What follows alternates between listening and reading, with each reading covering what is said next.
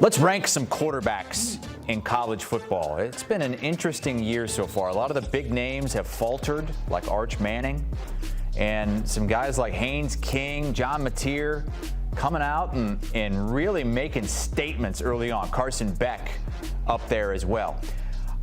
I'm Chris Hassel. I'm joined by Danny Kannell. We're going to get to Danny's quarterback rankings a little bit later, but we're going to go off CBS Sports power rankings for quarterbacks. And I do want to say that they point out in the article that the rankings are not a Heisman forecast, they're not a draft projection or a season-long outlook. They are real-time reaction to performance, weighing competition, game pressure, and production. You look at 6 through 10 here, and you don't see Carson Beck. Well, I'm assuming that's because he's in the top 5. Is that right? He ain't. He's not in the top 10? He ain't in the top 15. What are we doing here? Carson Beck, now, I guess you could say consider the competition, but he did play pretty good against Notre Dame. And did pretty good against South Florida, yes, ranked team. Although, I guess if you were really nitpicking, he did have 2 interceptions. But, I think from a... He's 19th, by the way, 19th. That, to me, is a little disrespectful to Carson Beck. Now, I get there's some metrics they probably plug in there, but to me, Carson Beck has looked in complete command of Shannon Dawson's system, and whatever issues he had with his elbow that might have been concerning come into this season are completely gone. He is making throws look effortless, down the field footballs, and I will say this, he's had great protection. His offensive line has done a phenomenal job up front.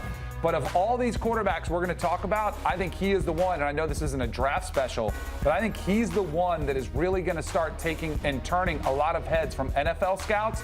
The same scouts that a year ago, coming into last season, had as a top 5 pick are going to come rushing back to the table if he continues up playing the way that he is now. Did Pete Prisco rank these quarterbacks? Like this is eerily similar to like a Pete Prisco power rating in the NFL where there's some questions. Yeah. Let's jump into the top 10. We saw 6 through 10, and one of the guys on there is Arkansas's Taylen Green. Lost last week, but it wasn't because of him. I mean, he kept them in that game against Ole Miss, leads the country in total offense, and he comes in at number 6. I love him. He's been outstanding. Bobby Petrino's his offensive coordinator who coached Lamar Jackson, and I know he's been compared somewhat because he is an incredible runner with the football, but he stretches the field vertically as good as anybody that's out there. It's a very natural, easy throwing motion, and he is dynamic as a runner. The thing that's different about Taylen Green, he's 6'6", and so when he gets going in the open field, I remember I saw him at Boise State. He's covering 5 yards a stride. It's pretty insane how much ground he covers, but I like the way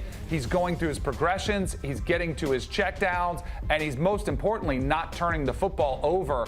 Sam Pittman, this is going to be a problem. They have a game with Notre Dame in Fayetteville in a couple weeks that I would not be surprised. The way Notre Dame's defense has struggled, if Taylen Green gives Notre Dame's defense all they can handle. Notre Dame, one of 7 ranked teams that Arkansas has remaining on the schedule, so they could really play spoiler. Almost did it to Ole Miss this past week. Let's go to Vanderbilt, because they've got a quarterback in the top 5. It's Diego Pavia. Vanderbilt is not one of those 7 ranked teams on Arkansas' schedule, by the way. He's got a chance to put up some numbers these next couple of weeks. They've got Georgia State and Utah State before playing Alabama. He's been awesome. I love Diego Pavia. Did he get the date with Tate McRae yet? No, because I know that's been tried to be brokered between him and Theo Vaughn. There was going to be if you it was a double setup. Yeah. Oh, I didn't realize there was a Tate. Jacqueline, what do you think of Tate McRae? I'm not Don't even say it. Right. I'm not even If you say what you really think, you're going to get canceled. The music, excuse me, I was just saying the music is weak. It's not but not who cares? strong I don't enough. think Diego Pavia is asking about Tate McRae for the music. No offense. Sing to me, But sweetie. more importantly, so I talked to Brent Key from Georgia Tech this week, and he was saying that and his quarterback, Haynes King, is awesome. He said, I don't think there's another player who elevates and puts his team on his back more than mine.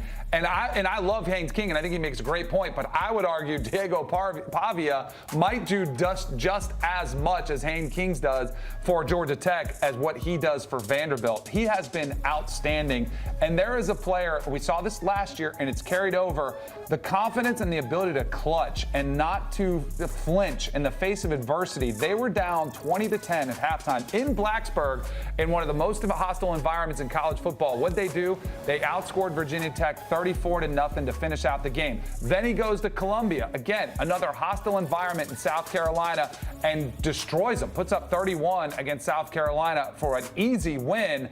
Vanderbilt is for real, and it's because they've taken on the mentality of their coach and their quarterback. Remember, Clark Lee was mocked when he said, I think we can be one of the best teams in the country.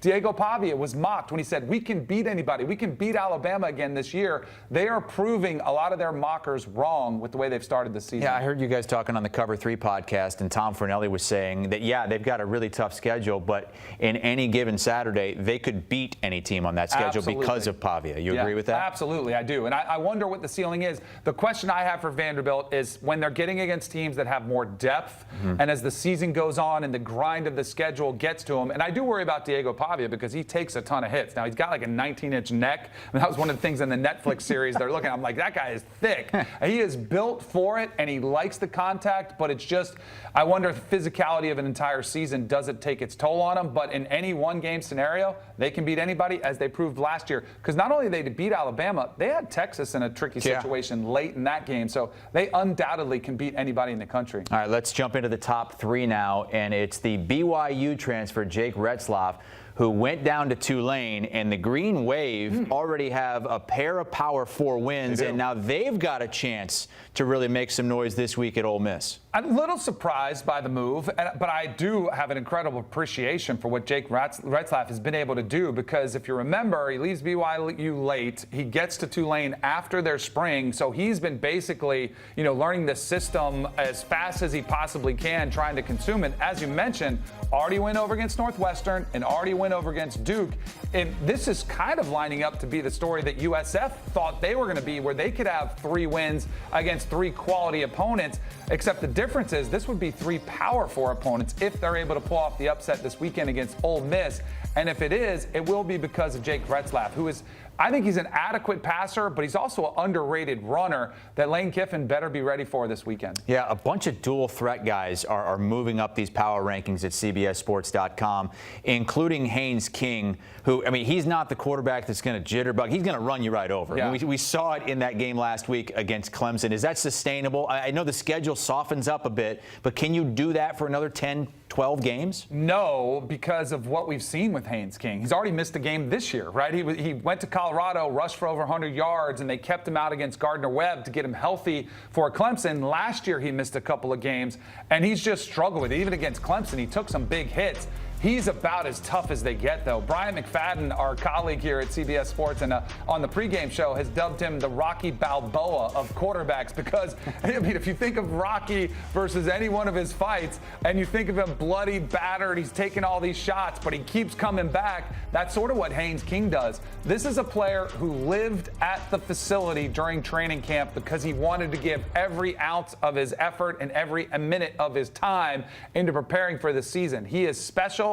The players around him love him. And here's the one good thing about Georgia Tech, an unusual situation where it's really hard to get depth at quarterback. They have a lot of confidence in their backup, Aaron Philo, to not see much drop-off. So if you do need to give Haynes King a rest because he's been taking so many hits, I don't think they would suffer that much. And Georgia Tech is very much in play for the college football playoff because they'll be favored every game until they play Georgia. Yeah, no ranked teams on the ACC schedule the rest of the way. The last game of the regular season is against Georgia. John Mateer is our #1 ranked quarterback, but Danny, we want to get to your list. Okay. And your #1 is actually a guy who barely makes the top 20, a lot like Carson Beck. Wow, just disrespectful. My #1 is Sawyer Robertson. Now, I'm a little bit stubborn because I have more of an affinity to quarterbacks who stand in the pocket and just rip the ball downfield. We've already seen him put up incredible numbers, one of them in a loss, but if you remember when they played Auburn, Sawyer Robertson threw for 393 against Auburn's defense, an SEC defense. The unfortunate thing, his defense can't stop anybody, but it didn't matter against SMU,